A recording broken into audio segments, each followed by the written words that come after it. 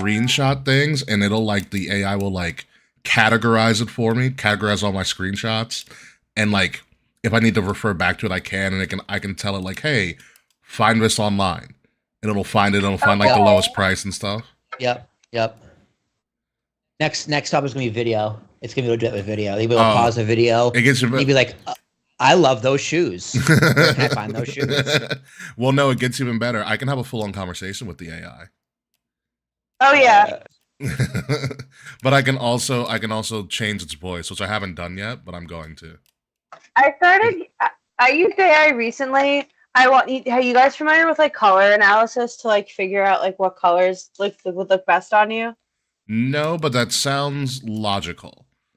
I used it. So to figure out like what season, like back in the day, people used to like go get their colors done to figure out like what like clothing colors and like makeup colors and hair color and stuff is most flattering based on like their complexion, their features, their hair color, etc. Got it. So, because I've been kind of like going through like a purge in my wardrobe, and I'm like trying to find stuff that like looks good and like feels comfortable. So I like did my color matching, and a lot of the colors that I like wearing were not colors that like go for my skin like at all. Like I like bright colors.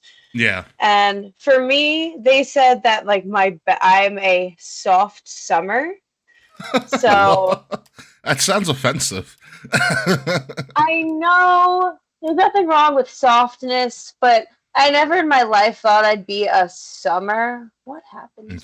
All right, so if you see in our group chat on Discord, you can really see the thumbprints. Yeah, no, so that's what I took with the last voice I was watching SmackDown. So then I went into the photo editing app, and you know what you do is like you pretty much highlight the entire like things you want to change in the photo.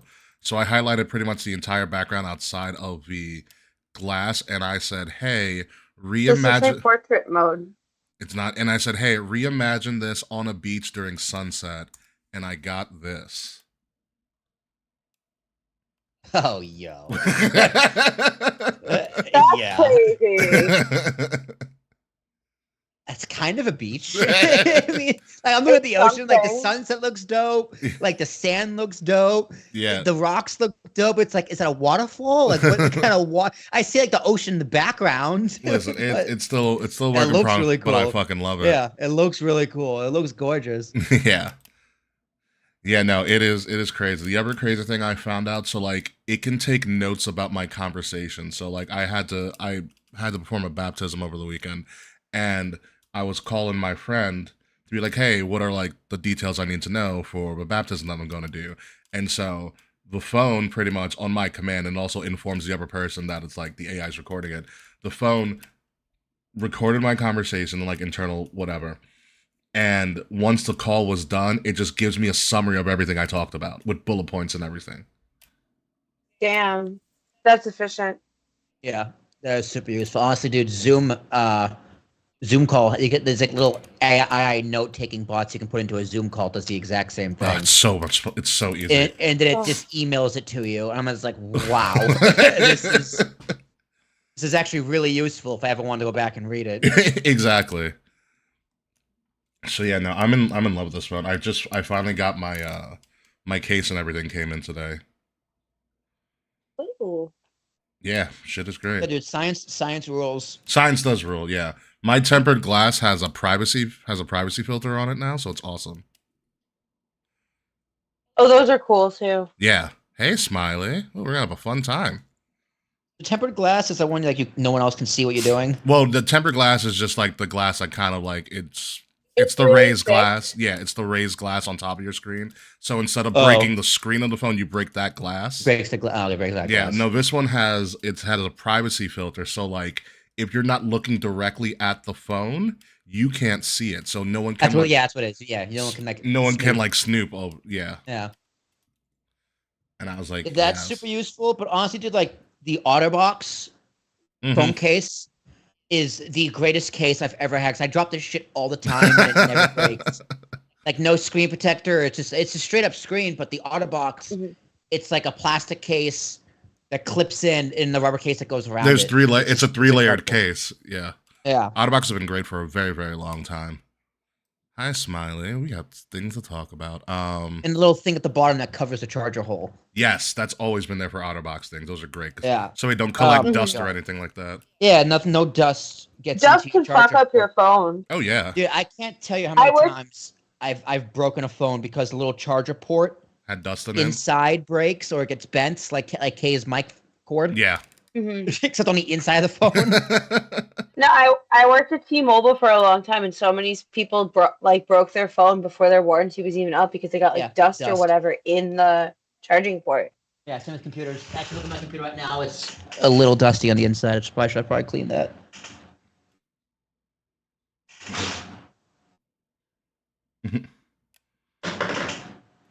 Yeah, dust and technology don't go together. No. Not at all.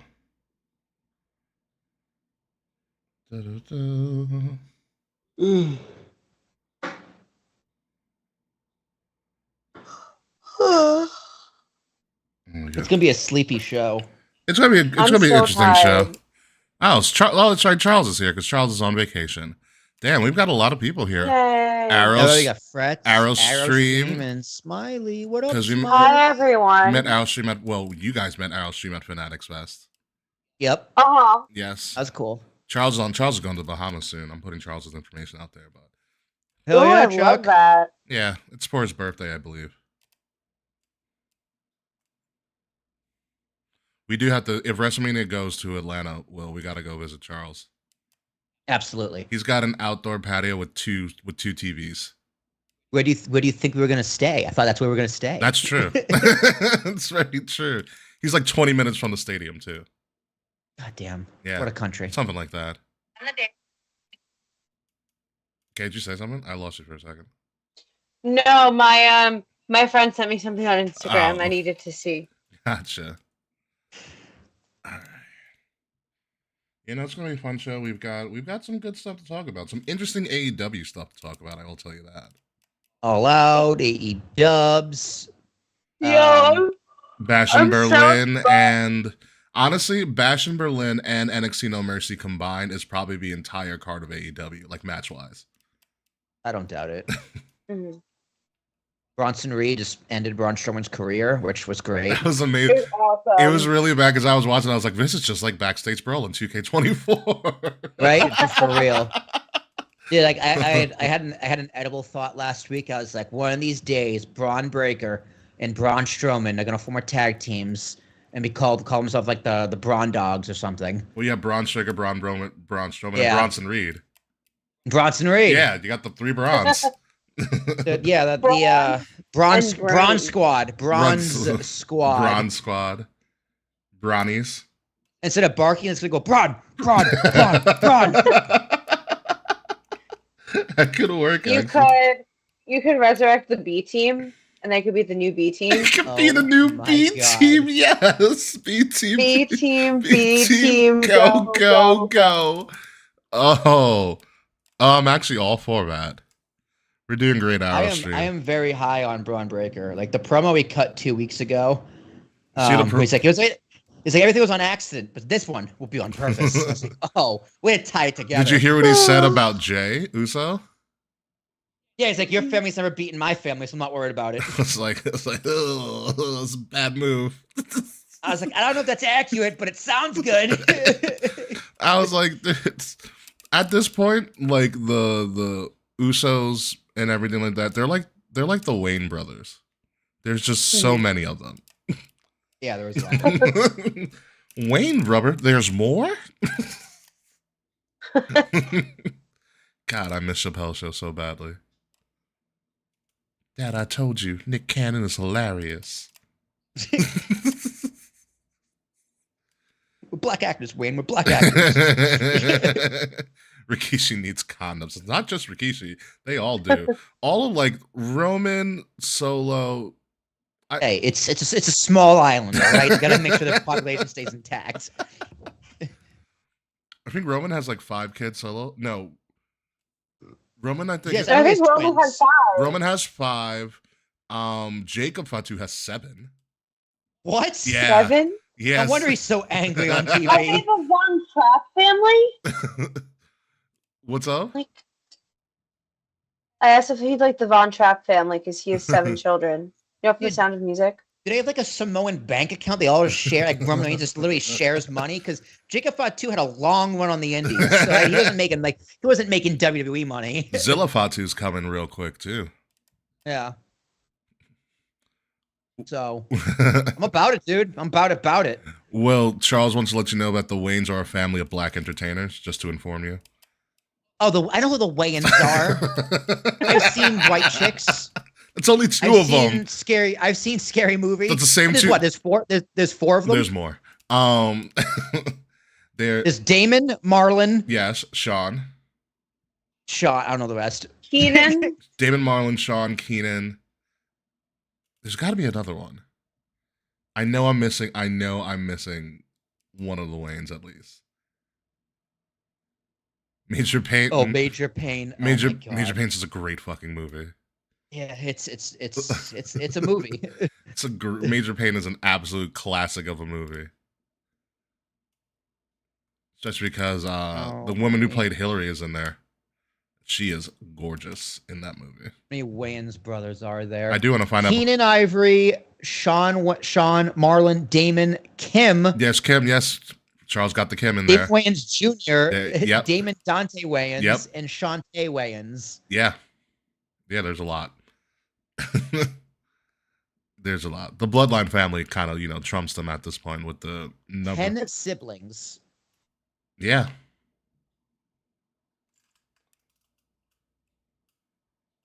Living Color, Don't Be a Menace, to South Central, While drinking gin and juice in the hood. While drinking gin and juice in the hood. White Chicks, My Wife and Kids, and Little Man. Wait, what? Listen to this. So the Quan says, fun fact, Marlon Wayans was casted in Batman Returns as Robin before he was signed. Because he was already signed till this WB pays him still for not being Robin. No, to this day. Oh, to this day, yeah. To this day, WB still pays him for not being Robin. Yeah. They're like, oh, wait. Marlon's a black name? We can't have you be Robin. Oh, man. That's freaking awesome. That is absolutely freaking awesome. All right. Are we ready to go? Yeah. Threats saying Wayans versus Bloodline Civil War. It could work. You know that family's athletic as fuck, at least some of them. What, the Wayans? Yeah. Yeah. They were fucking ripped. All right. I'm going to start rolling. Let's get the show on the road. And starting in 5, 4, 3, 2.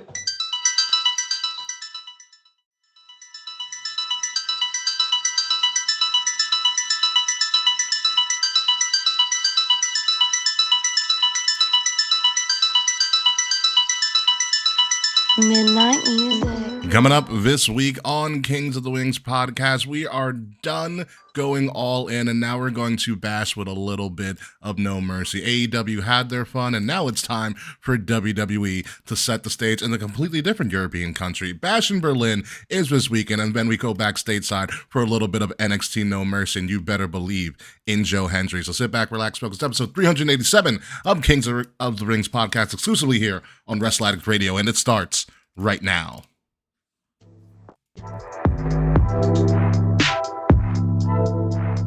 Midnight Music.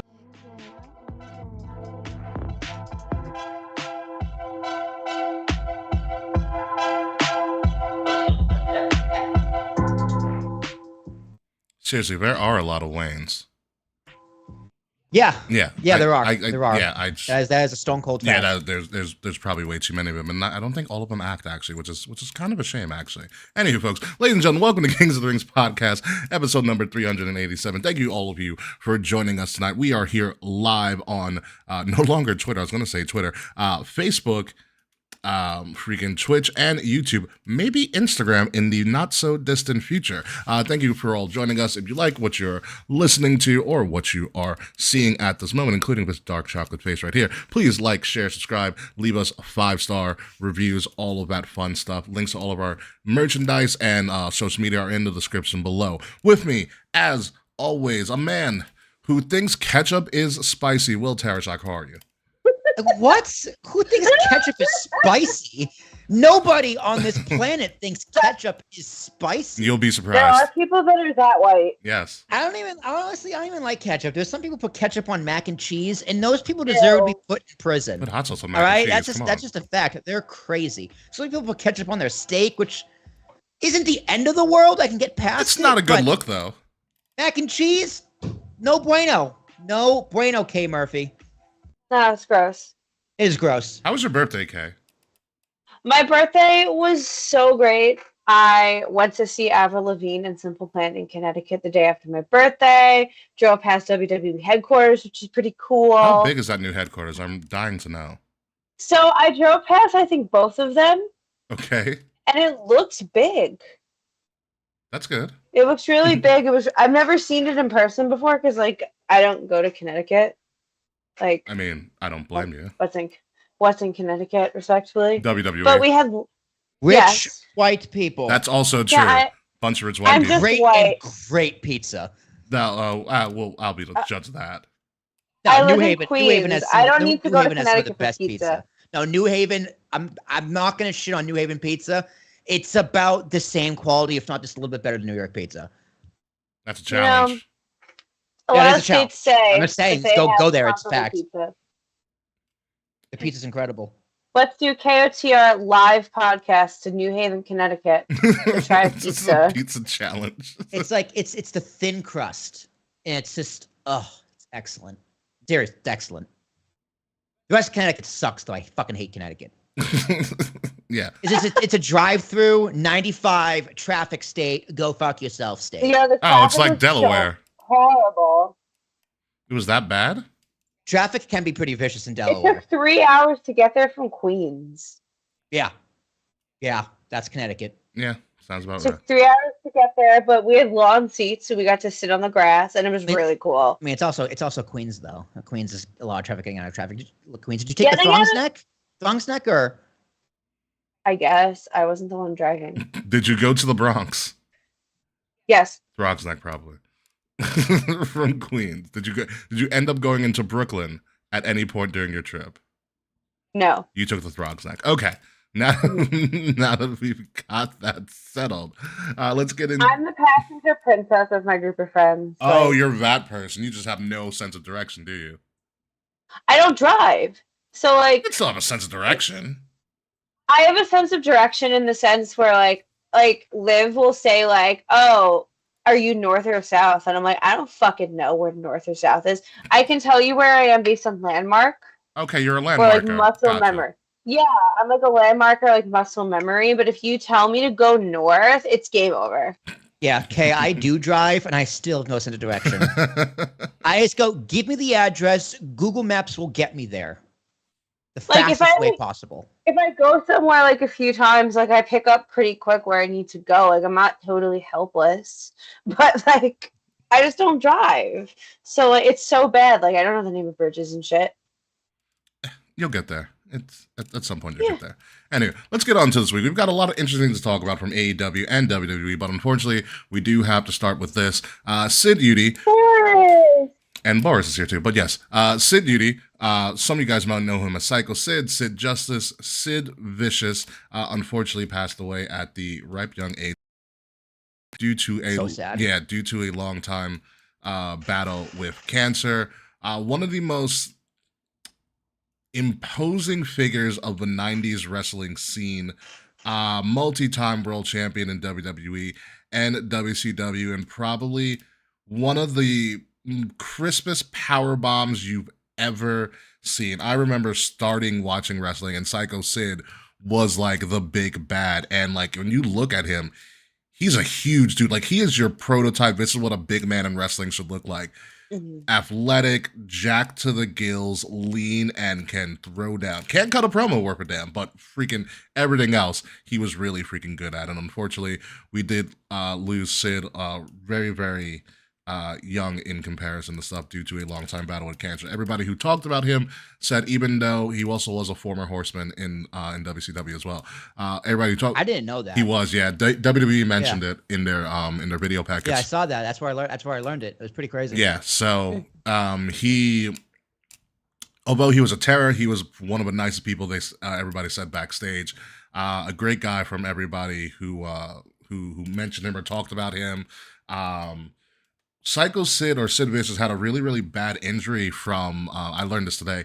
He had a really, really bad injury, like a leg injury, and then he came back years later on the Indies. And you know who the first person was that he power bombed?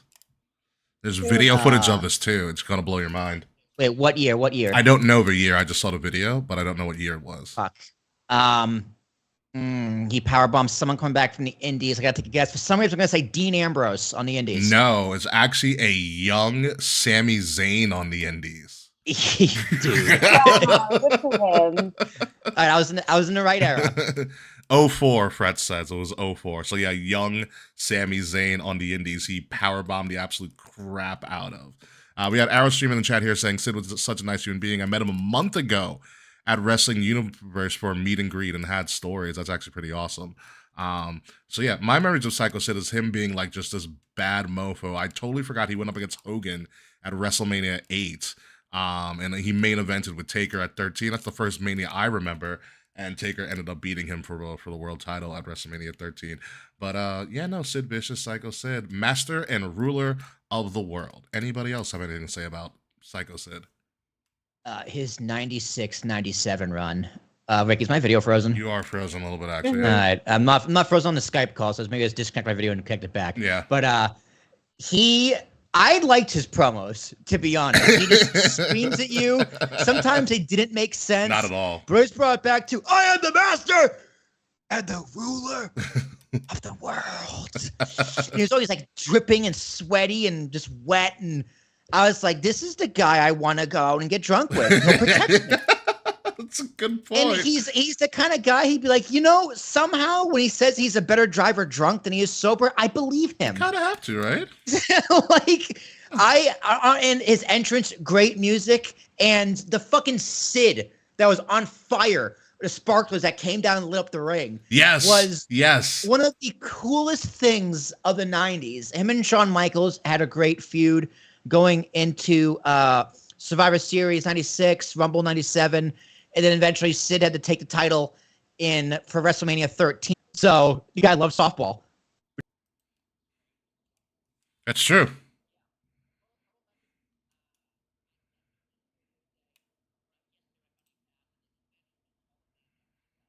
Absolutely.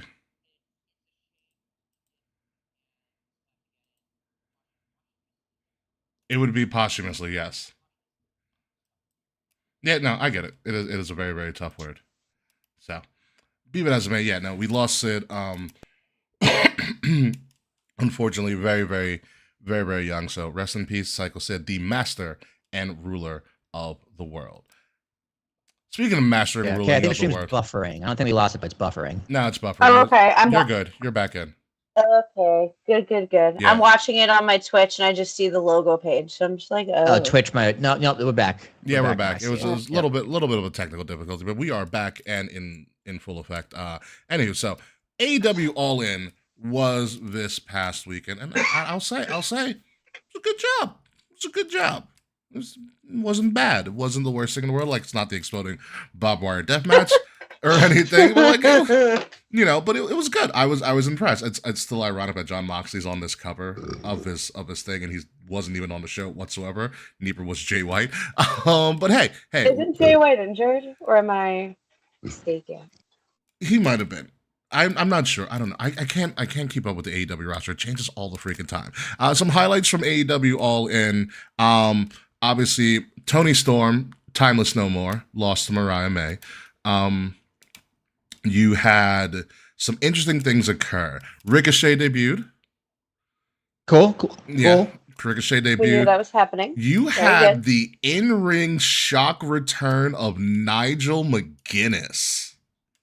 That's Really? fucking crazy. To a unbelievable pop. Yeah. It's crazy. They knew his song automatically.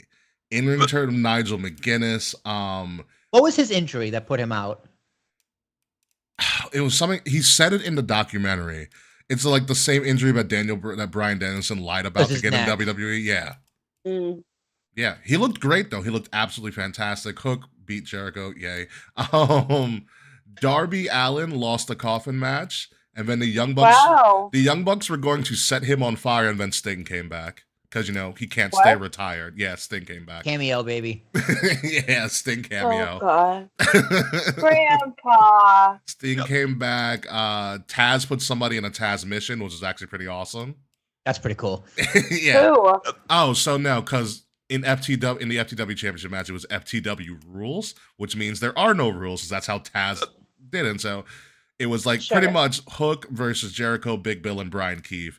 And after a while, Taz is on commentary. He's like, "There's only so much I can take." And so, as Hook got Jericho into a Taz mission, and one of Jericho's goons, Brian Keefe, was about to jump in, Taz got up and put him in the Taz mission. So you had dueling Taz missions, and that's how Hook won the title. It was a cool spot. Good for Hook. Yeah. MJF and Will Ospreay had a great freaking match. Probably the match of the night, to be completely honest with you. I'm like so upset that I didn't get to see. I went to a Broadway show on Sunday afternoon, Mhm. and I forgot. I don't know. I didn't process when I bought the tickets that I bought a matinee ticket. I wanted to be home Not time for knowing the it's at 1 pay-per-view. o'clock. No. I knew it was at Wembley, but Yeah. I like didn't think about it at the time. So I'm like, fuck yeah, I'm gonna get matinee tickets to see Hadestown, have a grand old time, come home, watch this pay-per-view, make dinner. It's gonna be great. And then I realized the pay-per-view started an hour before the show. Damn. Yeah. So I I could have didn't sworn the watch pay-per-view it. was on Saturday, but no, I guess it was on It's Sunday. on Sunday. No, it's definitely on Sunday. I do have a couple of critiques. It's not anything about really the in-ring, because I think the in-ring was really good at AEW. For some reason, All In, even though it's their biggest show of the year, didn't feel big at all to me. Like, there was missing. Maybe it's because of number one, the pacing, the match placement was what it was, and someone's going to suffer. Like, unfortunately, Mariah May and Toni Storm was the second match on the card. What? Yeah, Second? that was second. That's crazy. That was second. That's a choice. I was like, whew. I was like, okay. Yeah, they went up after the London ladder match. Why didn't the casino open the show? Because I'll talk about that in a second. So is Okay. that, but I think for what our AEW correspondent Slack said last week, they said Wembley has a really strong, like a really strict cutoff time for when the events need to end. So like literally, like after a match was over, I felt like they didn't give that chance for the match to read. All of a sudden, they are doing like a promo for the next match.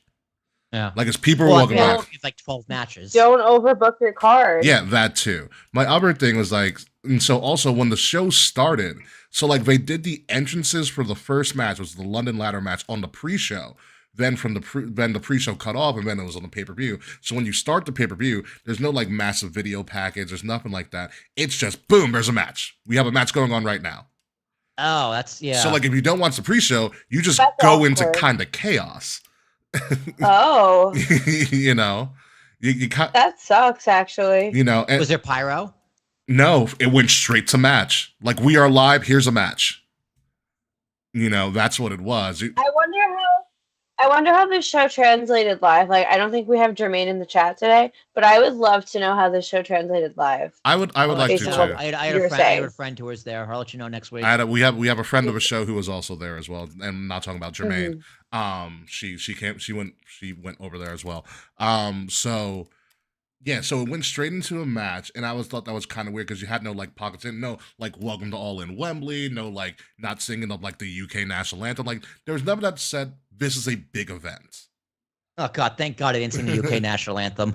or whatever. But there was nothing that said like, hey, this is a big event. Like Tony Khan came out, but he came Yeah. out during the pre-show with Martha Hart, but he came out during the pre-show, you know. So, and my other critique about it was, and maybe it was because of since they started like the sun was still out in London and everything, like you could still see pockets of where fans, like they had a big crowd, but when you go for like the wide shot and the big shot, you can see, especially during the day, the pockets where like there were seats that weren't filled. You know, Did they like block off or not sold out? it was not sold out from what I saw. There was a lot blocked off because the stage was bigger as well. Like it was a raised stage Interesting. and things like that. And my other critique is like the stage and stuff, they had some kind of production things, but the thing that kind of bothered me was that it didn't seem like it was a clean, especially because you were rushed with the matches.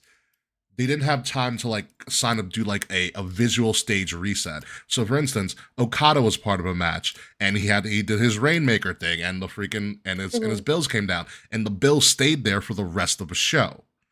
Oh God. You know, Yeah. you know. Yeah, no, WWE cleans that so shit up before the next messy. guy comes out. You know, MJF had a massive entrance where he had like the American flag instead of a giant American flag come down from the canopy. And instead of the stars, he had his face in the flag, pretty cool. which is That's such pretty a cool. dick move. But then, That's pretty cool. but then he also had these giant streamers that shot up in the air and they were hanging from the rafters. And so for the rest of the time, those streamers were in every massive shot. That's so clunky. You know, like that was kind of do my thing. I was better. like, we can clean this up a little bit. Like make it seem like you're an actual competition. But the one thing that really kind of took me was the casino gauntlet. It's not the casino battle royal, it's the casino gauntlet. The winner of this match gets a guaranteed AEW World Championship match at any time, any place. Sound familiar? Because yes, it's like Money in the Bank. This is where they get something a little bit different. It's a casino gauntlet, so they had 21 people do this gauntlet.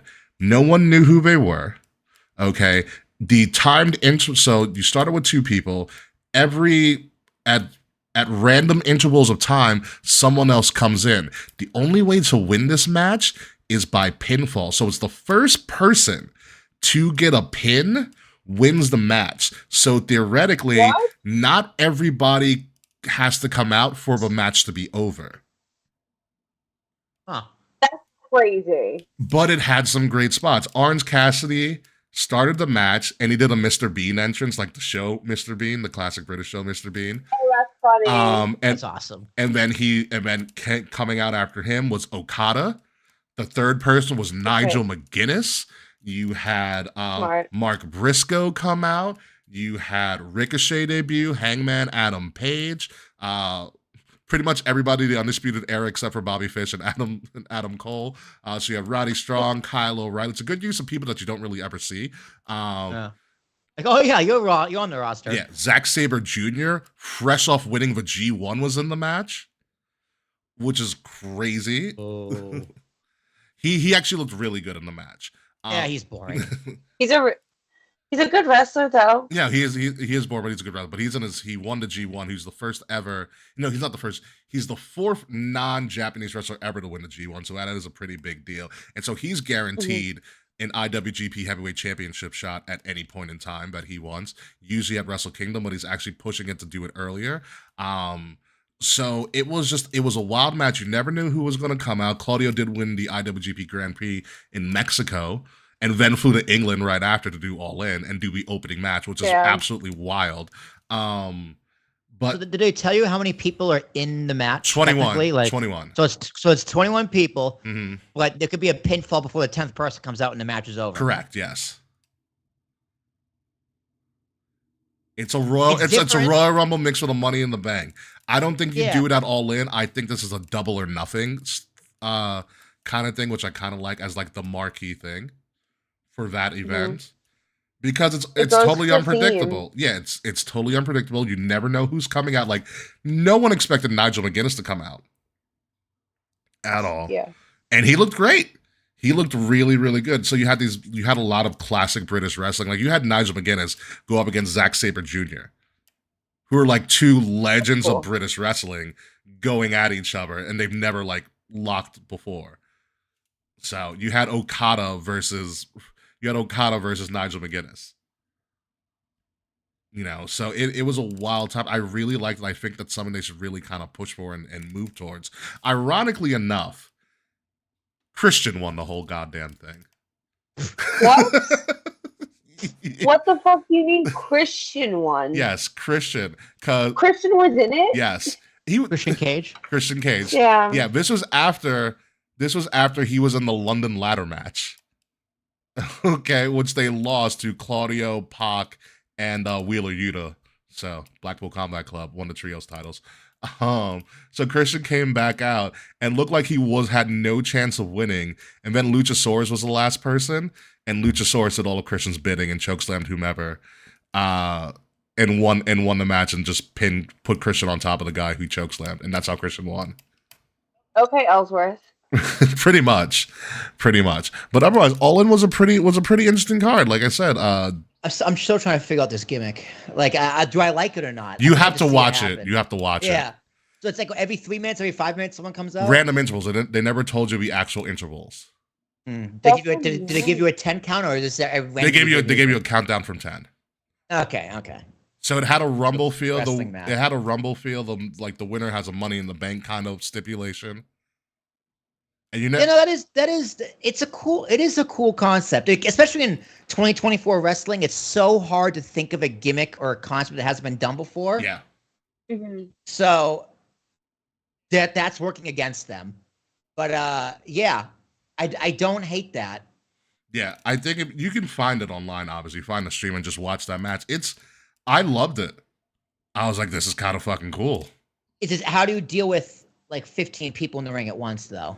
So that's the only thing. So there's a lot of one-on-one downtime. So it's a lot of like, oh, I get knocked out of the ring, so I can watch these two people go off against each other, man. It's like run-ins. I think a caveat could be if like over the top rope you're eliminated, but pinfall and the match is over. That could be a good stipulation, yeah. Especially with 21 people. Like, imagine if 21 people had to play dead on ringside in the ring. Like, it's just too Yeah. ridiculous. It's like the 12 people in a ladder match. It's just too many bodies. Yeah.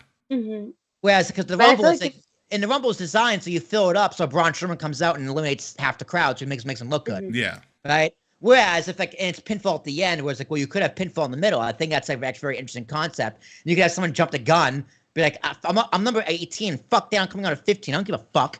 Yeah. Curse Axel, you're being beaten up. I'm getting in here. So it leaves some room for heel work, surprises. So yeah, I think it's a start to a very interesting concept. Absolutely. So touche AEW. I wonder who came up with that idea. I don't know, but like I said, I really, really enjoyed it. I was like, I'll watch this all the time. It was really cool to see. It was absolutely really, really cool to see. Young Bucks won again. So yay, there's that happened as well. So I heard they dressed as Sergeant Peppers, and it was so ugly. Yeah, it wasn't their best look, to be completely honest with you. Completely, it wasn't great at all. But no, otherwise, absolutely great show. Oh yeah, Jamie Hayter came back during the pre-show, which is something I should have done on the main show, but whatever. I did see that. Cool, good for her.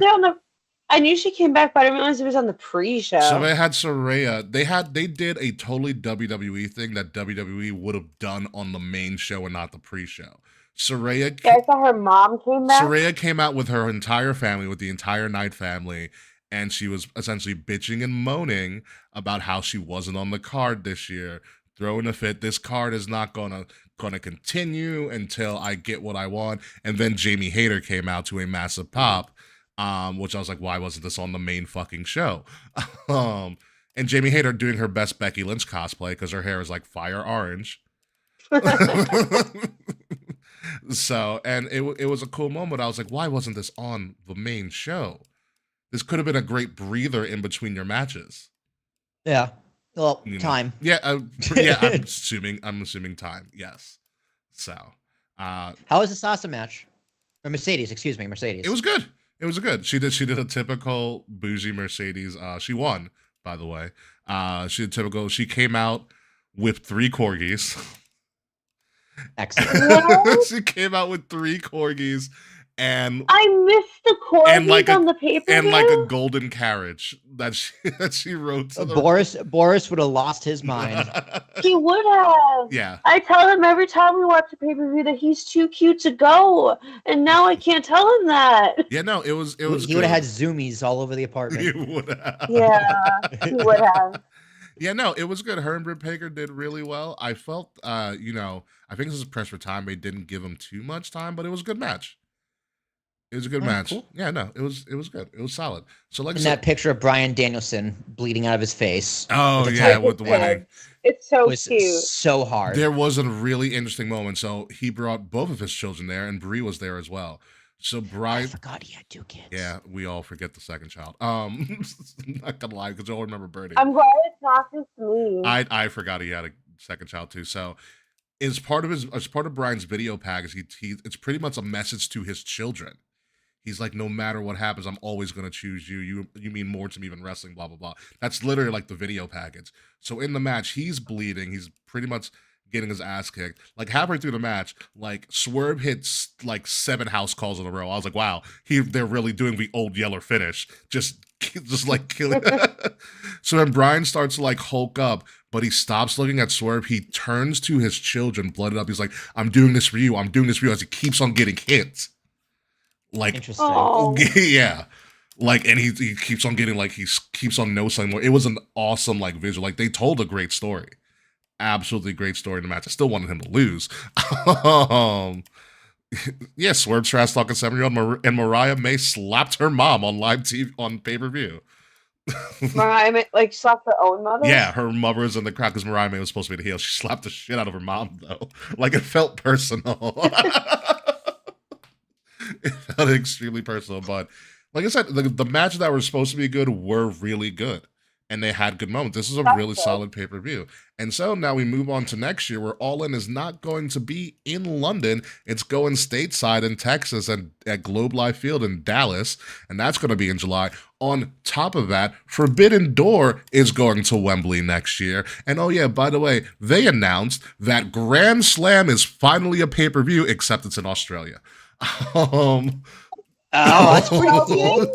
Yes, AEW Grand Slam Australia is going to be the day after Valentine's Day, aka Single People Awareness Day.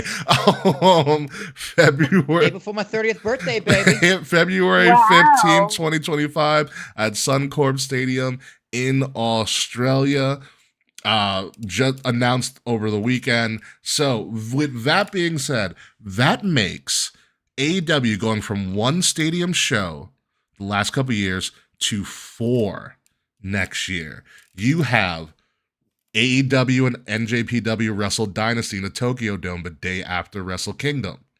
Okay, you have Grand Slam in Australia, you have Forbidden Door in Wembley, and you have All in Texas. 4 stadium shows next year for AEW. What do we think about that? Will Tarashak? Oh, that's excellent. That is great news for AEW. That is a great sign for their business. It is a great sign for the actual wrestling business, not just AEW's business. And it's a clear answer to WWE going to Europe, selling out stadiums all over the world. It's like, okay, we can do that too.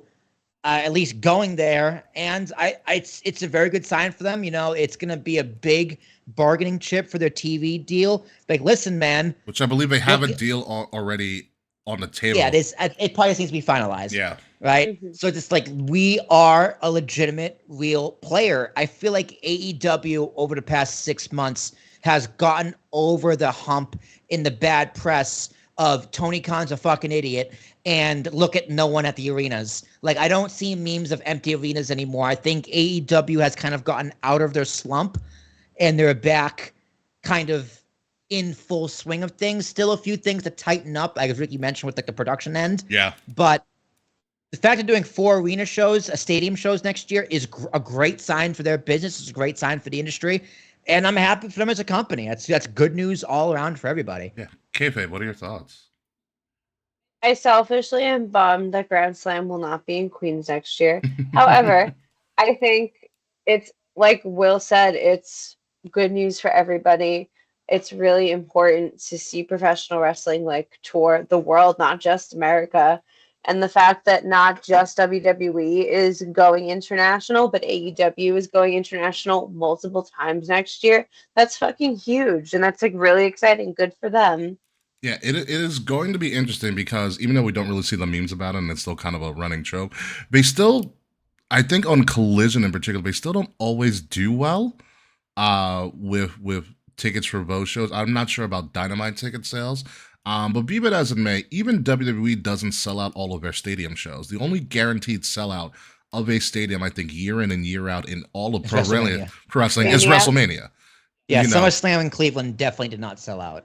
They did better than SummerSlam in Nashville, I will tell you that. But it wasn't a full stadium sellout, compared to like other, major shows. So there's that. I'm not sure about Royal Rumble. Royal Rumble does really well. usually. Even though they've done baseball fields It, for it Royal Rumble. looked where is it in 2020? Was it Arizona? Arizona, yes. Yeah, that It looked looked huge in Arizona. yeah, it looked Mhm. very good in Arizona. Yeah. Not Arizona, it Um, was Houston in 2020, sorry. Was it It Houston? was Houston, yes. Okay, whatever fucking it was Houston. You're right. It was Houston. Yeah, like some stadiums look better than others. For some reason, WWE does pretty good in baseball stadiums. They do, especially They dome make it look stadiums. good. Like Yeah, when they did the Rumble in Houston, like they made sure to close the roof. yeah. You know. But like when they do like half a football stadium, like they did in Nashville, it looks a little funky. It did, but then they save it because they never show you the other side. Right, but You know there's something missing. but you know, Yeah. right? You know, like there's half a stadium here that's just missing. Yeah. That's just like production crew. Whereas a baseball stadium, it's like, okay, they did the best they could with the dimensions. Yeah. like, like that works. Yeah. Like if like they did it in Fenway, right? They would just make the green monster like the jumbotron, Honestly, I would love to see that. right? It'd be fucking cool, right? It's like the biggest LED board ever for an entrance. Right? Be really expensive, but they could do it. I would travel to Boston for the first time to see that. Yeah, there's a door. Although the Fenway Park though is I know very uncomfortable. I've heard. It's very uncomfortable because the seats are made for people that were alive in 1908, and people were very small in Yes. 1908. Yeah, it didn't have preservatives in 1908. So yeah, Yeah, well, yeah. So AEW is trying to do big things next year. It's gonna be interesting to see how they go. I know for like let's say like Australia for example, because Wembley, Australia doesn't get anything really big. Like their WrestleMania last year was Elimination Chamber, or this year was Elimination Chamber. Now we're gonna get a second major pro wrestling show. Yeah, that's gonna do really well. You know? Well, I wonder what their audience is like. Do you think Australian fans are AEW marks? I honestly don't know. Do you think they even have access to the television? So I found this out. Apparently, ESPN in Australia is going to start showing Collision. Oh, interesting. Yeah. So it's a start. So they might be getting more exposed to it as this comes up in 6 months from now. Yeah, like So- they could do another like Australia's big with tennis, right? Australian Open is like a Well, thing. the Australian Open is one of the 4 major tennis, but I don't think they're big with Right. tennis. So they guys probably use like another tennis stadium. I don't know what the Suncorp Stadium is. I want to say it's rugby. Let me look it up. Yeah, It's just literally right there. I'm a fucking idiot. I just googled it. Yeah, I don't know what Suncorp Stadium is. It's probably like rugby. Maybe cricket, but I doubt it's cricket. Potentially Australian rules football. 52.5 seating capacity. Oh, it's a good size. It's a good size for them. That's big. That's a good size for them. It's known as the Cauldron. Oh, Ooh, who wow. plays there though? Like who plays there? Brisbane Broncos. What team is that? What is the Brisbane Broncos? I have no idea. Rugby. Okay, it's a rugby stadium. Okay, that makes sense. Yeah, that's good for them. So Yeah, it's a big square. It's a big rectangle. yeah, okay, so that's fine. So to do 52.5 as a seating capacity, you're gonna lose, depending on the stadium structure, you're gonna lose about a quarter of that. Oh god, it opened in 1914. A lot of small seats in that around.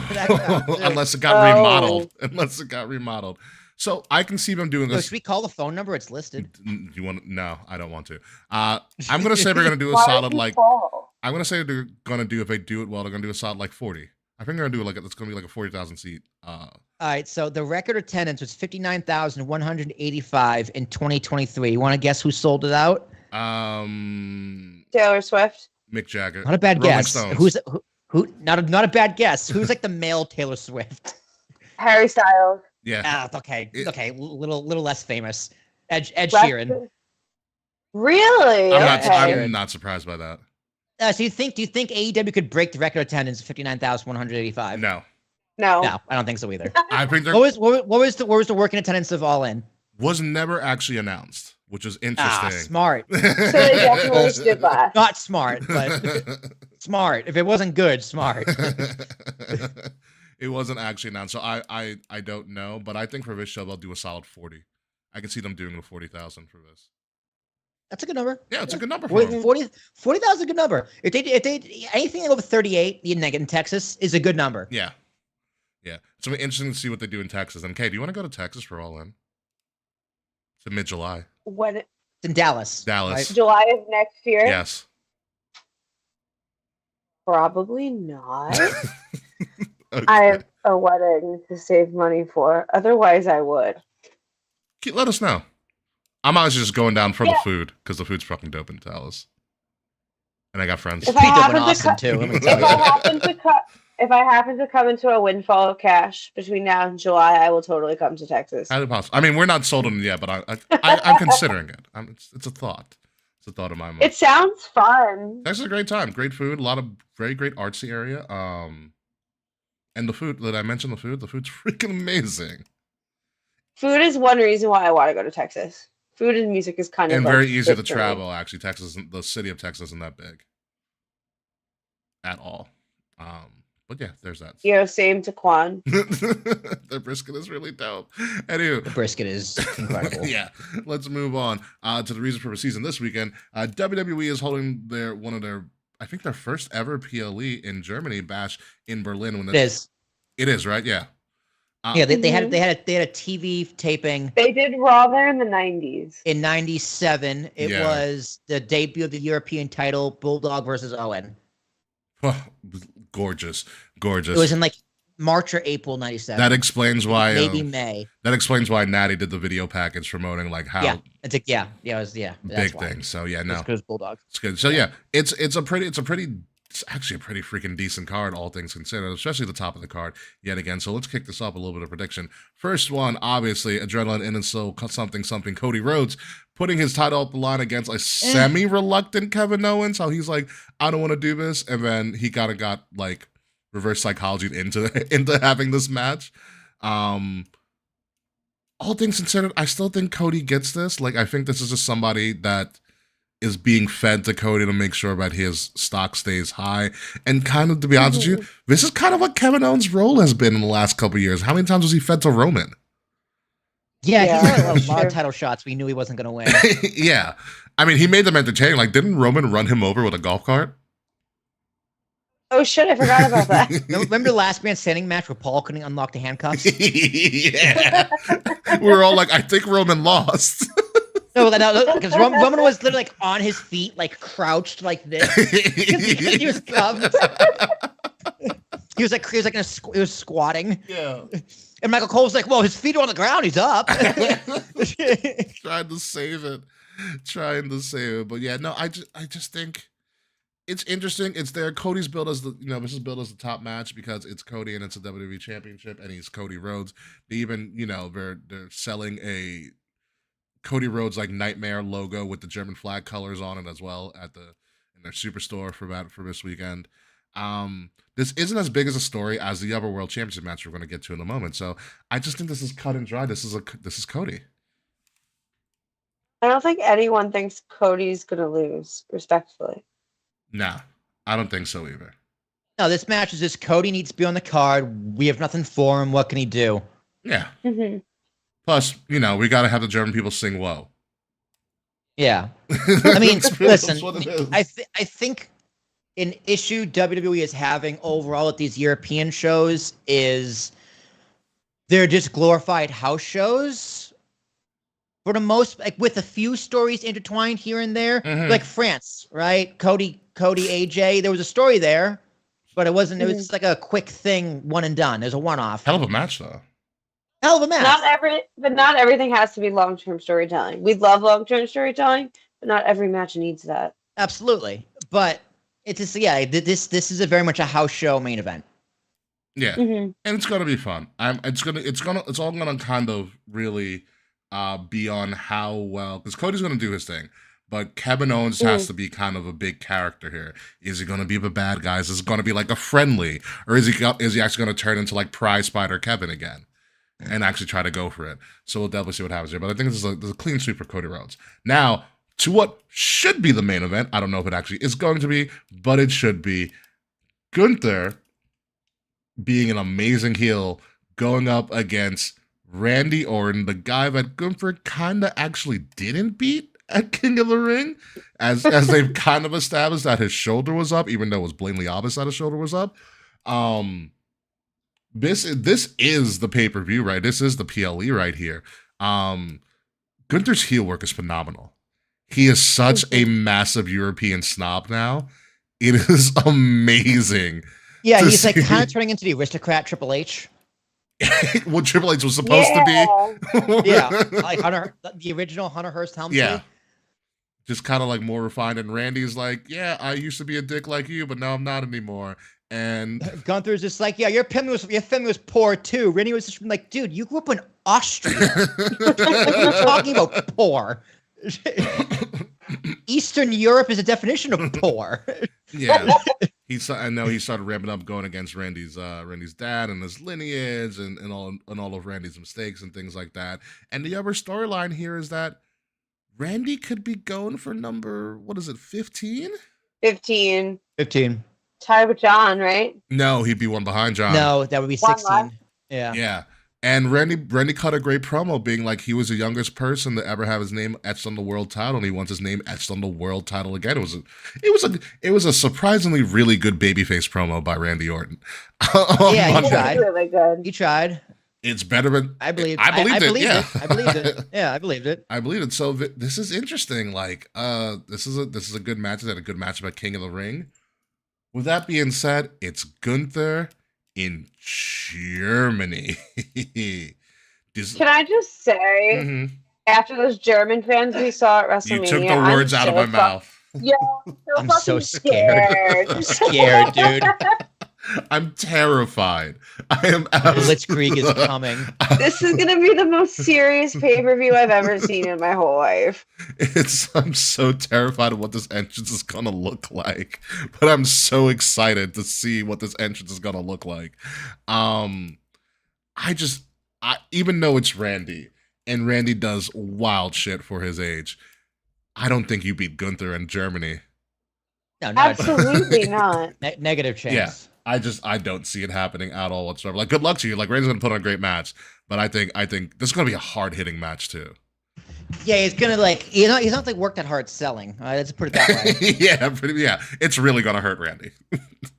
So yeah, no, I think Gunther on a clean sweep. So Yeah. to the most interesting match of, I don't know where this is gonna go, but I have an idea. The strap match: Drew, player hater of the year, behind Kendrick Lamar, versus Yeah. versus CM Punk in the feud that goes on and on and on and on. So just to reiterate, the strap match stipulation, as WWE puts it, is also similar to what WWE used to call a full four corners match. And we're pretty much putting them together. So they're tied to a strap. And you have to hit all four corners of the ring post in succession in order for you to win the match. So it's a four corners and a strap match put together, and we're calling it a strap match. Extremely gimmicky. I wonder if they're going to have the lights that they used to do for four corners matches, where like They might, or it'd be a graphic, or something like that, just to kind of visually I can't cue. remember. The last one they did was, I think, was Drew and who was it? They had I saw a meme of it the other day, but I don't remember what it was. That might have been the last one. It was Drew and someone else. And Drew lost that one too. Yeah. Punk did it versus Mark in one. I don't dislike strap matches. I just hate the four corners. Yeah. Mhm.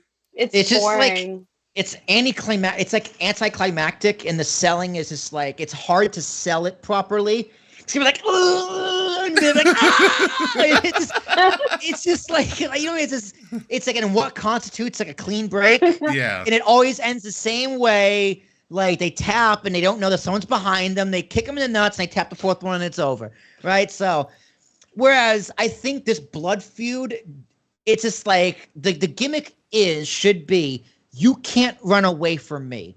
We are tied together. Mhm. There's nowhere to run. There's nowhere to hide. I'm gonna whip the fuck out of you with a leather strap, Which is exactly what happened that's- on Monday.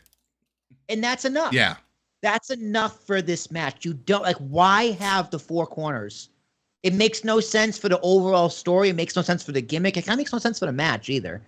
Something weird's going to happen. Someone's going to be conniving and find a way out of this. And I think the conniving person is going to be CM Punk. CM Punk's so conniving. He went live on Instagram while he was under the Oh, ring on can I- Monday. I need to speak about I that did for see a that. second. I was like, Speak on that's it, Kay, incredible. please. I need to hear your perspective as a CM Punk mark. Okay, so I was like watching Raw Live last night, and then Drew speaking, and then I got a push notification on my Instagram to invite me to the CM Punk Live, and I'm like, why the fuck? And like, I don't get notifications for lives ever, really. Okay. But I got a push notification to my phone about a CM Punk Live, and I'm like, okay, this is clearly for me. So I go in the live and I see CM Punk's in the fucking dark. So I like text. I have another wrestling group chat, so I text them and I'm like, I just got sent to the CM Punk live on Instagram. He's in the dark. I think he's under the ring. Sure enough, he was Instagram living from under the ring. I love Punk. Punk's just finding a way to keep himself interesting. And I love it. Also, unrelated, like quick sidebar. Yeah. This CM Punk graphic, what is his hair? His hair's not that dark anymore. He's very gray. Listen, computers. Computers, what are you gonna do? He's like a shade AI, below man. 2000. What can we say? Yeah, right. No, that hair color was like a shade below 2007 CM Punk. Listen, it happens sometimes. I will say this. I think this is all leading to something, even though I forgot this PLE existed, but October's Bad Blood. Bad blood. And like Will said, I heard the gimmick. they want them in the cell. That's what I would think too, because the strap, someone's going to find their way out of a strap. Like Will said, the strap match supposed to be, you can't get away from me. Somehow, someone's going to get away and screw up the strap match. And eventually, Adam Pearce is like, all right, you guys can't stop running away from each other. I'm going to lock you in a cell. Yeah. That's what it has to lead to. It has to lead to Drew and Punk, Bad Blood, Hell in a Cell. And that's why I think Punk's going to win, because Drew beat him at SummerSlam. I agree. I agree. But also, do you think there's going to be 2 cell matches on Bad Blood? Because I could also see Liv and Rhea in a Hell in a Cell. That would be fun. Which I think would also work. But also, it's just like, it is Bad Blood, but do you want 2 Hell in a Cell matches from the Raw brand? And do you want one from SmackDown? But where could you put one on SmackDown? There's no blood feuds in SmackDown other than like Roman and Solo. But I don't see that happening yet because that's going to be War Games, allegedly. Yeah. So you don't want to have two cage matches with Bloodline back to back. I think that of the 2 feuds that would be like a blood feud that would be deserving of a Hell in a Cell, the one that I think is more deserving is Punk and Drew, just to longevity. This has been going on since post Rumble. Since pre-Rumble. Well, yeah, that too. You know. Pretty much just the day CM Punk signed. Yeah. Yeah, pretty much. Drew McIntyre's been like, fuck Punk since day one. Yeah, like almost worse than Seth. So yeah, I think if you're gonna do one, which I think the smart move is to do one, and since like Bad Blood has always been a B tier pay-per-view, you have this main event Hell in a Cell, Drew and Punk. Mm-hmm. Absolutely. Agreed. You know, you can. Yeah, I'm going Punk with this one too, because this kind of match is it fits his character style to win, and Drew just gets mad, be like, "Oh, you piece of shit." Yeah. So it all. They're gonna ramp it up all of September because I do not believe there is a September PLE to my knowledge, and then Bad Blood's early October, like the first Saturday in October is Bad Blood. I can't reach my mouse. Let me find it. So I think you're right. Yeah, though. I think there's I'm like double-checking. because they doubled up in August, and so I think there's nothing in September. I want to say so because I think because you have Bad Blood, and then there's Crown Jewel, and then Survivor Series, and that's it. All right, we got No Mercy September. No Mercy's the first. No September. Yeah, well, yeah, technically it's NXT September 1st. Yeah. And then Bad Blood's October 5th. Halloween Havoc is the 27th. Crown Jewel's in November. Oh, they got 2 in November. So November 2nd is Crown Jewel. November 30th is Survivor Series War Games. I mean, that's it. Yep. Yeah, all right, that makes sense. So yeah, I put Punk and Drew here. Especially if you're building Survivor Series up to be something bigger. I put Punk and Drew, main event, Hell in a Cell, Bad Blood. Punk has to win this, though. And I think that's exactly what's going to happen with that. Moving on to who likes tag team matches and who likes mixed tag team matches. You have pretty much the Team Rocket of Liv Morgan and Tom Mysterio. Team That's a good way of putting Rocket. it. It's literally what they are at this point. Versus the self-proclaimed Terror Twins and Damian Priest and Rhea Ripley. This has shenanigans written all over it. I don't even know who wins. I just know it's going to be wildly entertaining in some way, shape, or form. Dom Mysterio, even though I know he's a heel, he's becoming one of my favorite people to listen to on an interview. Especially what he did to Logan Paul several weeks ago. Oh my god, it was so funny. Did you hear about this, Will? No, I did see in an interview they debated having him hanging above with Eddie and Ray instead of a contract, like a briefcase for the custody. No, so he was on Impulsive, obviously, and they were just shooting. Custody of a child will be determined in a match. Yeah. So he was on Impulsive, and he was just talking about, I think WWE had recently done a tour of Japan, and he's like, oh man, Japan's awesome. I loved it being there. And he's like, and he goes, Logan, you should go to Japan. You can still go, right? You see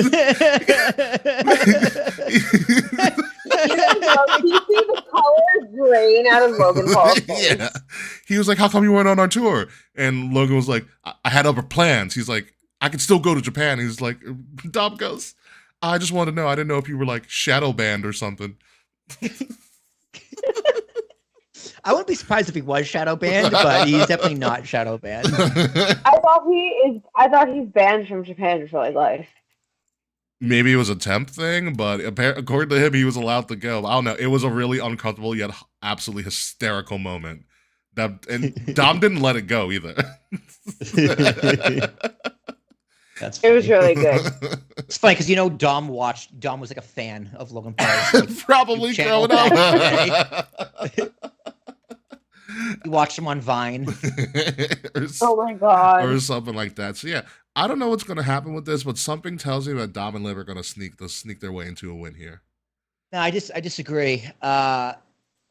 Rhea is going to pin Liv. I agree. Ooh. Because Actually. you need a reason to set up their one-on-one match. Okay. Especially since Liv already pinned her, Mm-hmm. and I think this is it's a babyface card, right? Cody's gonna win. Gunther's gonna win, even though he's supposed to be a heel. Oh, he's a face in Germany. Right? Punk's gonna win, and I think Rhea and Priest are gonna win because you need to continue that story. Like if Dom and Liv sneak one out, how do you justify Rhea getting another one-on-one match? And if that, because it's not the story's not gonna end there. No.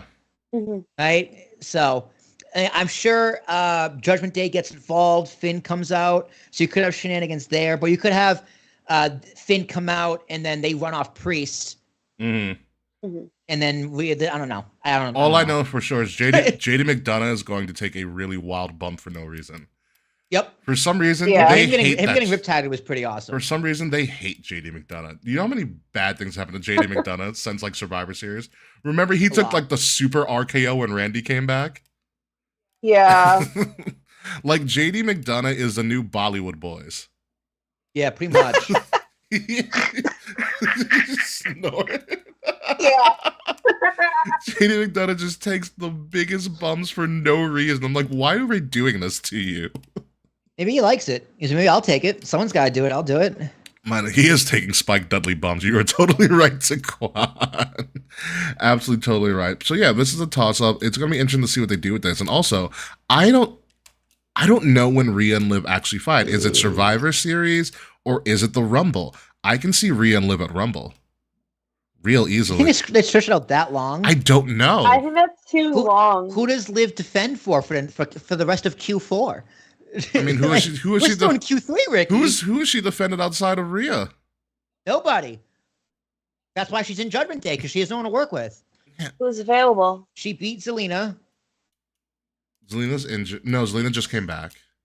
and she beat Becky. That was it. And Becky's not. Becky hasn't resigned yet. Yeah. Asuka's out, right? Asuka's out. Asuka's injured. They're doing tag team stuff. Dakota Kai's Like the- injured. I feel like you would we'll have to pull someone out of the tag teams. Yeah, Like the women's division has been focusing on tag teams. On Raw, at least, and then Naya's pretty much the healthiest woman in as a champion. Yeah, and Naya's just doing shenanigans with Tiffy, and well, she's going against Michin. Yes, which I like that Michin story. looks great. She looks fantastic. She looks great. Yeah, They're doing a pretty decent job of building her up. They gave her a good video package. She looks great. Gave her a good promo. And Pretty Deadly is, I think, is hilarious. That fact I finally like them. They're so funny. Because they did a musical for Rhea. Not for Rhea, for Naya. Yeah. It took me 2 years to like them. I love Pretty Deadly. They're so ridiculous. They're good with Tiffany Stratton. They are. They're a good group of just like idiots to Naya's like seriousness. Naya's a good straight man. Yeah. It plays well. It just at least until Charlotte comes back. Exactly, which I think is imminent. Yeah, because she's like, "Oh, bitch, Oh I'm the god." Yeah. Started. Wait, what show? Charlotte's on SmackDown? Oh yeah, she's going to SmackDown. You better believe it. We don't know when Charlotte's back. I'm assuming. I bet you Charlotte returns on the first SmackDown on USA Network. Yeah. September 13th. 13th. Which there's no rush for Charlotte. Not right now, no. Yeah. Did you see what Naomi? I know we're going to go a complete sidebar here. Naomi, Jade, and Bianca did the three stages of Simone Biles. Simone Biles, that was freaking awesome. Yeah, I thought it was really good. And Jade looked really good in that tag match. Yeah. I know last week we had a big sidebar about Jade being bad, but she looked really good last week. Yeah, no, and Bianca Belair's showing up on literally Belair of a TV show on Peacock, which is going to be awesome. That's pretty cool. Yeah, no, cool. Yeah, it is really cool. Watch Belair, folks. It's great. That's not a shameless plug. That's actually just a plug. But moving on to, speaking of Bianca and Jade, essentially the final matchup we have so far on the card, I wouldn't be surprised if Michin and Nia somehow slip into this card as well. But the final match officially that we have thus far at the time of this recording is Isla Dawn, Alba Fire putting their tag team titles on the line in a rematch against Bianca and Jade. Again, this can go anywhere depending on where they want to push the story. Do you want to keep Alba and Isla kind of holding on to these tag titles and doing whatever the hell they want? Or do you have Bianca and Jade get these titles again and do kind of a story reset with them? And honestly, I don't know, but I think if we're going to push Bianca and Jade in some sort of story of them working together, I think the story should be, can they work together even though for some reason they keep fucking losing when it matters, which is something that Bianca's not used to. And so I think with that, you keep the titles on Alba and Isla. Oh God, I don't know. It's a tough one to call. I totally don't care about women's tag team wrestling in general. I usually fast forward, but if it's Jade, I'll watch because I like Jade. I think they need the belts, which is a weird thing to say because no one ever needs women's tag team title belts. But I think they do need the belts because I think you need to do a little more massaging of Jade and getting her a little more ready for a singles push.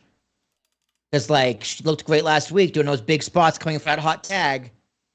And I think they're actually doing what Slack said they should do last week, where on the house shows, they have her kind of do the more learn to wrestle kind of thing. And on TV, to do the big spots until she's ready. So I think a tag team title was a good spot for them both to be in. And it gives them a reason to break up later on. Yeah. You gave the tag titles to the other two because there was their hometown, nice moment, and because Drew wasn't winning, or was that what they were in Scotland? Yeah, that was Clash at the Castle. Drew wasn't winning. Clash of the Castle, right? Because Punk screwed Drew. Was going to win, so we'll give you a consolation. One of the greatest prize, screw jobs ever. Right. So I think it's a reset. Give it back to Bianca and Jade, unless this is where they do the breakup, which I think doesn't really. I think it's premature to break them up now. Exactly. I agree. So I think you got to give them a reason to break up later, and the tag belts is a reason to do that. You can break them up by Rumble. I think the Rumble season is the perfect time for the breakup. Yeah, and then they do a Mania storyline, and then Jade's off to the races. Something like that. Kayfabe, what you got? I feel the same way. I feel that Bianca and Jade will take the titles back in Berlin because I don't want to see them splinter based off of a storyline that they keep fucking losing. I feel like that doesn't make Bianca or Jade look that great, especially if you're trying to build Jade up. Having them break up because they keep losing kind of makes Jade look like a shitty wrestler. So let them win. And I don't know. I can see them splintering more so kind of competitive like girl shit. Like, yeah, like like women are very competitive. Like, even though they're probably having a fab time, like working with each other and learning from each other, they're still competing against each other. Like, Mm-hmm. and I think that will break them up. So, like, put it back on them. Let that kind of slowly, kind of like one of those like spider cracks on your phone where you Ooh. crack it and then it slowly will crack. Give it one of that. That way they break up at Rumble, have them fight, and then go at Mania. Kind of like what they're hinting at with Xavier and Kofi. Yeah. Like slowly just like crack and crack and crack. And the fact that Bianca Belair is gonna be on Belair should have signaled to me that they're probably gonna win the titles back. Hmm. Yeah. but we'll see what happens with that. But so far, that's pretty much literally that's all of Bash in Berlin. We could end the show right now. That is all of Bash in Berlin. I think they was at 4 matches for 4 or 5. We technically are at. Let me double check. It's 5. I love 5 matches. Like I so said, I wouldn't be much. surprised if Naya and Michin get slipped into there, but I don't think it'll happen. But it's a possibility. Yeah. I mean, I think 5's good for this. I think 5's good, but I think you could slip them in there. Yeah. It depends on how much time they want to give some of these other matches. Like, I think Gunther and Randy are going to get a hell of a lot of time. Mhm. Yeah. LA Knight just defended, so he's got nothing. The IC title is in a current doing We're in the transitional tournament. stage. Yeah. Yeah. And then the tag titles, who gives a shit? Yeah, they're really? kind of in limbo, right? Both of them are, actually. Oh, Yeah. Who's smacked? Oh, yeah, the Bloodline. yeah. Bloodline's not on this card at all. Nothing at all. Which is fine. Surprising. Surprising, but fine. But what would you Yeah, do? what are you going to do? You're still doing the Roman Yeah. stuff. Highlight other stories. The Bloodline can afford to miss a pay-per-view. Yeah. Yeah, that or for some reason one of the Usos is banned from Germany for some weird reason. Oh, that too. It could also be a possibility as well. It's a big possibility. But with that being said, Jacob's like, I got a warrant there. Can't go. You're like, Can't go.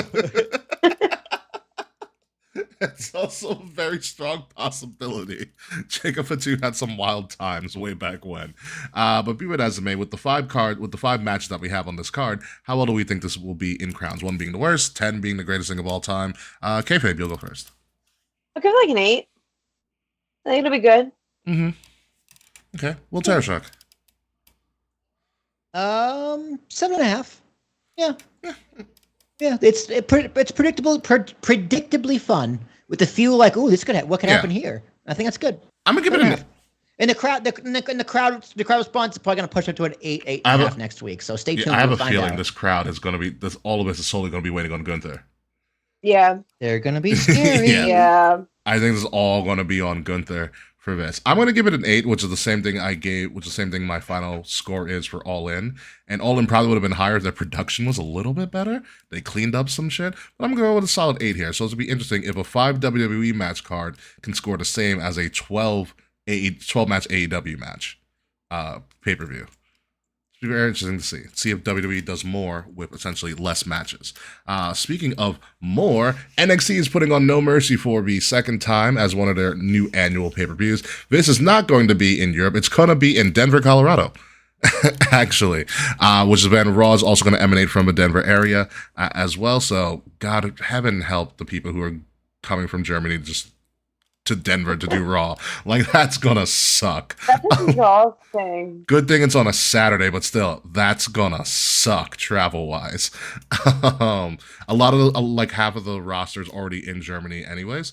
But NXT No Mercy is putting on one of their PLEs, which is going to be an interesting card, especially because for the first time ever, a TNA contracted superstar is going for the NXT championship. All Ego Ethan Page is defending the title against, I believe, in Joe Hendry. The big question is, would WWE actually do this? And technically, even though Joe Hendry's contract with WWE is absolutely out of control bonkers, he can essentially, from what I've heard, he can come and go as he pleases. Like Indies, Wow. TNA, NXT. Like, yeah. He has something totally unique from anybody else who's ever been contracted with WWE. The big question is, would they actually do it? Like, Joe Hendry is hot right now. Well, dude, like, let me put it this way: at Fanatics Fest last week or 2 weeks ago, at this point, they had the entrance thing for Joe Hendry. Right, you get to come out with your own entrance. I saw Joe Hendry entrances from fans multiple times. People went I didn't nuts. see one Ethan Page, not one, Yeah. zero. If you ask fans, hey, do you know who Ethan Page is? They go, who the fuck? What? Do you know who Joe Hendry is? Yeah, the guy goes, yeah, I know him. So yeah, it is 100% possible he wins this title. 100%. Will he? I don't know. Probably not. I'm gonna go with Ethan Page because he's more WWE's prototype. Yeah. With what you would want. A great heel. And they showed him on TV. He's a great heel. Him and Roxanne. Ethan Page is a fantastic. His heel work is being absolutely fantastic. Mm-hmm. Yeah, so I'm gonna go with Ethan Page. And what's if he's a good heel? There's no better way to get over a heel than dominating a top babyface. Yeah. That's true. It'd be so interesting if WWE pulled this trigger, because remember they had this tease before when you had Jordan Grace go for the NXT title. Mm-hmm. You know, when you had the Dana Brooke fake out. Yeah. You know, so do they do that same thing twice? It'd be interesting because I think Ethan Page is so good of a heel that him freaking out that he lost to Joe Hendry could also be a great story to tell as well. Like, also my thing is you have No Mercy and then you have Halloween Havoc going in October. Would it hurt anybody for Joe Hendry to run around with the NXT title for like a month and a half? Not at all. No, not at all. You know, I think this could be a thing that can happen. And sometimes you got to strike when the iron's hot. Like, Ethan Page is still going to be a good heel with or without the title. I think it makes him even a better heel if he loses the title, because it'll make him go crazier. So, I'm going to go a little wild. I think you do a shock here. I think Joe Hendry wins the NXT Championship. Okay. I wouldn't be mad. I also think Joe Hendry is winning the NXT Championship.